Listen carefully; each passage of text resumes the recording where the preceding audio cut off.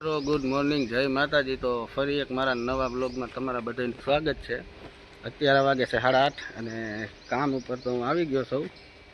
જે ગાડી મારી રાતની આમણે ભરેલી છે, કેમ કે હું કાલે નહોતો, હું તો રજા ઉપર છે હમણાં 2 દિવસ છે।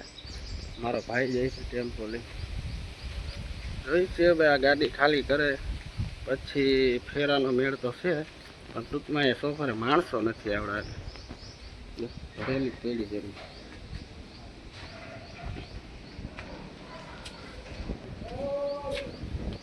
સોફર તો હજી બંધ જ પડ્યું છે, અવાજ આવે છે। આ તો ડેંગરી ચાલુ કરે ને એનો હતો બોઈલર, માલો આપણી આગળ એટલો છે ધોયેલો, એટલું લઈને જવાનું છે, બોઈલર ચાલુ થયું।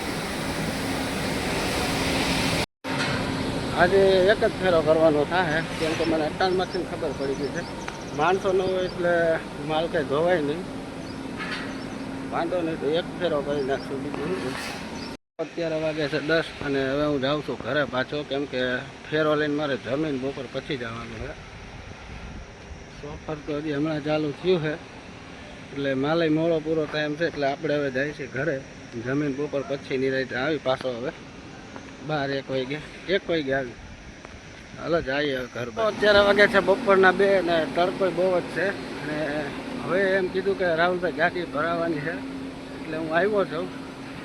જોઈ છે હવે ગાડી ભરાઈ ગઈ હોય તો જેતપુર જાય તડકાને, કેમ કે આ સુવાનો ટાઈમ છે, એની બદલે આજે મારે કામ કરવું જોઈએ।